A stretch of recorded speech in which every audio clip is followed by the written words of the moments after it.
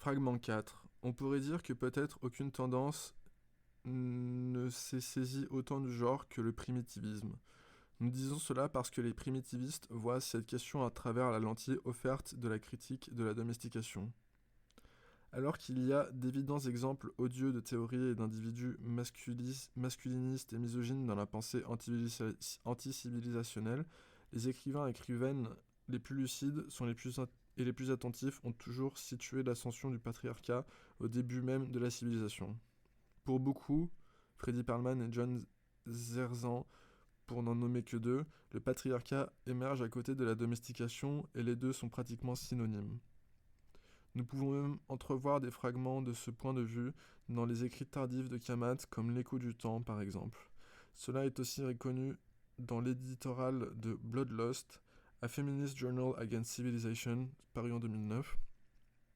Il est dit que le désir de publier le journal venait de ce qui semblait être le traitement superficiel de la critique du genre, et il y est toujours de même célébré que la tendance anti-civ est une des rares qui fait invariablement du patriarcat un ennemi central.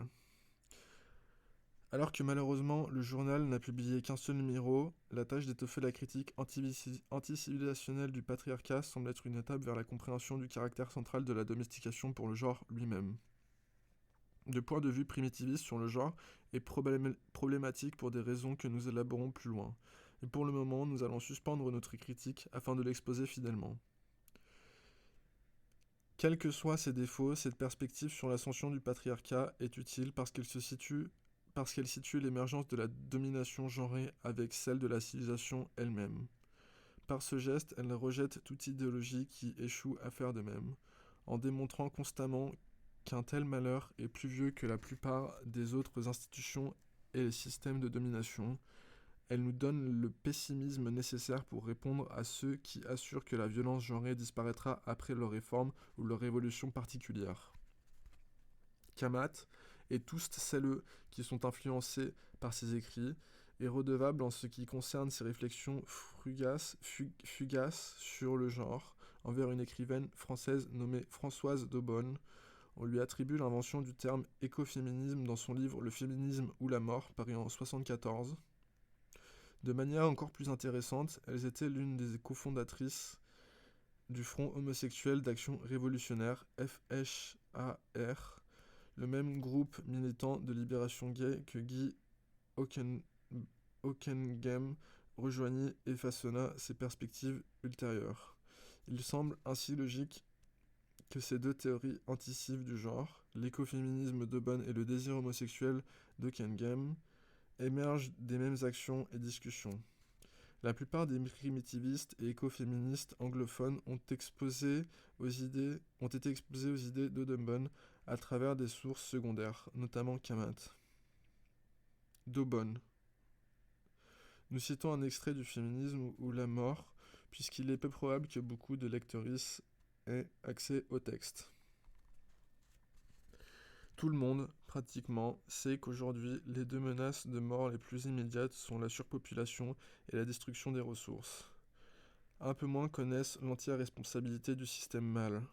En tant que mâle, et non pas capitaliste ou socialiste, dans ces deux périls, mais très peu encore ont découvert que chacune des deux menaces est l'aboutissement logique d'une des deux découvertes parallèles qui ont donné le pouvoir aux hommes, voici 50 siècles. Leur possibilité d'ensemencer la terre comme les femmes et leur participation dans l'acte de la reproduction. Jusqu'alors, les femmes seules possédaient le monopole de l'agriculture et le mâle les croyait fécondés par les dieux. Dès l'instant où il découvrit à la fois ces deux possibilités d'agriculteur et de procréateur, il instaura ce que Lederer nomme le grand renversement à son profit. S'étant emparé du sol, donne de la fertilité, plus tard de l'industrie et du ventre de la femme, donc de la fécondité, il était logique que la surexploitation de l'une et de l'autre aboutissent à ce double péril menaçant et parallèle, la surpopulation, excès de naissance, et la destruction de l'environnement, excès des produits. La seule mutation qui puisse donc sauver le monde d'aujourd'hui est celle du grand renversement du pouvoir mâle que traduit, après la surexploitation agricole, la mortelle expansion industrielle. Non pas le matriarcat, certes, ou le pouvoir aux femmes, mais la destruction du pouvoir par les femmes. Et enfin, l'issue du tunnel, la gestion égalitaire d'un monde à renaître et non plus à protéger comme le croient encore les 12 écologistes de première vague. Bien que simpliste et essentialiste, ce genre d'argument se démarque de par son élaboration singulière de la connexion intrinsèque entre la production agricole et la reproduction humaine. Nous regarderons tous celles qui ont poursuivi cette théorie, mais il sera difficile de trouver quoi que ce soit dans les textes de référence de primitivisme qui divise largement de cette position franche et directe. Tout cela mettra au centre le rôle de l'homme comme mari envers son épouse et comme praticien de l'agriculture et de l'élevage, animal husbandry. L'argument est utile parce que c'est une articulation de la manière dont la domestication capture à la fois ces humaines assignées femmes, mais aussi une vaste diversité de vies non humaines. On peut clairement en voir les échos dans cette introduction écrite par le collectif Green Anarchy. Vers le début de la transition vers la civilisation, un premier produit de la domestication est le patriarcat, la formalisation de la domination masculine et le développement d'institutions qui la renforcent. En créant de fausses distinctions et divisions du genre entre hommes et femmes, la civilisation a à nouveau créé un autre qui peut être objectifié, contrôlé, dominé, utilisé et échangé. Ce processus fonctionne dans sa dynamique générale en parallèle de la domestication des plantes pour l'agriculture et des animaux pour l'élevage, en troupeaux, mais aussi dans les cas plus spécifiques comme le contrôle de la reproduction. Comme dans les autres domaines de la stratification sociale, des rôles sont assignés aux femmes pour établir un ordre rigide et prévisible au bénéfice de la hiérarchie. La femme en vient à être vue comme une propriété sans différence avec les graines dans le champ ou les moutons dans le pâturage. Possession et contrôle absolu, que ce soit des terres, des plantes, des animaux, des esclaves, des enfants ou des femmes, font partie de la dynamique établie de la civilisation.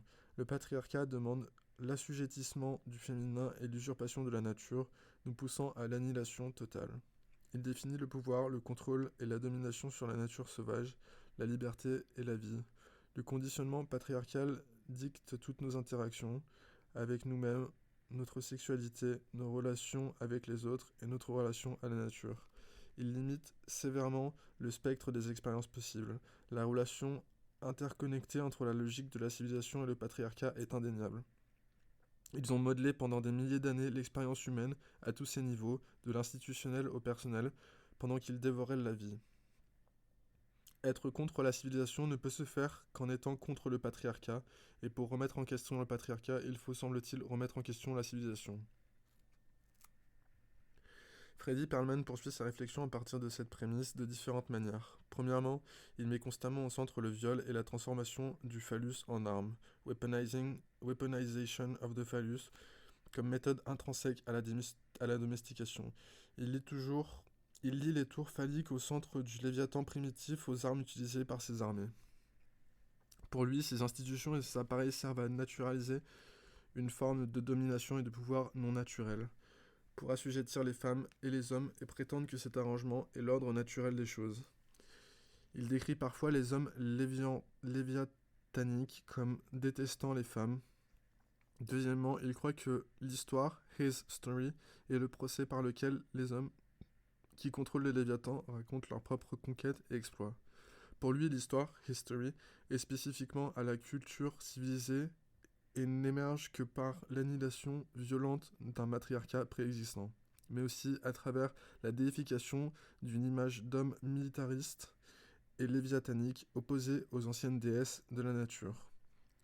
Pour lui, la terre elle-même est féminine, elle est une mère qui donne naissance à toute vie. Par contraste, le Léviathan ne donne naissance à rien d'autre qu'à la mort, et en tant que tel, méprise la terre-mère. Dans les fragments suivants, nous allons largement critiquer cette théorie, mais l'on doit reconnaître qu'il est rare de trouver une autre théorie de l'histoire, history, surtout écrite par un homme, qui place le patriarcat comme étant indissociable de la civilisation.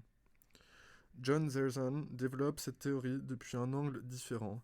Il s'intéresse avant tout à l'étude du travail de plus d'une douzaine d'anthropologues, toutes des femmes, qui analysent le rôle des femmes dans les agencements sociaux avant la domestication. Beaucoup de ces anthropologues appelaient passage de l'homme chasseur à la femme accueilleuse En se basant sur leurs recherches, il soutient qu'une vaste majorité des moyens de subsistance de la plupart des sociétés non civilisées étaient fournis par les cueilleurs et cueilleuses qui tendaient généralement à être des femmes. Il soutient qu'en conséquence, les femmes avaient le pouvoir social et une autonomie significativement plus importante parce qu'elles ne dépendaient pas d'agencements agricoles patriarcaux pour leur survie. Il suit aussi d'autres anthropologues en affirmant que les hiérarchies genrées au sein des tribus indigènes américaines étaient rares, notamment en notant l'absence de fétichisme de la virginité et de la chasteté, de l'attente de la monogamie pour les femmes ou du contrôle masculin de la reproduction. Il affirme que la division sexuelle du travail imposée par la domestication était la première forme de division du travail qui constitue la civilisation contemporaine. Il critique également le passage des relations communales et tribales de partage à l'existence privatisée et genrée de la forme famille, affirmant que la famille n'est jamais inévitable ou universelle dans les communautés humaines. Zerzan déclare que le passage vers la domestication est marqué par l'émergence de rôles de travail spécialisés, la limitation du travail des femmes à l'effort reproductif et le renforcement des liens de parenté par-dessus tout. Pour lui, la présence d'une division genrée de travail à l'époque de plus anciens arts symboliques connus indique qu'il s'agit de la division qui donne naissance à toutes les autres. Il refuse de croire que ces phénomènes sont coïncidences, pointant à la place en direction d'une relation causale entre l'émergence de l'existence genrée et celle de la domestication. Les deux sont des changements par rapport à la vie non séparée et non hiérarchique. Il dit « Rien dans la nature n'explique la division sexuelle du travail, ni les institutions que le mariage, la conjugalité ou la filiation paternelle.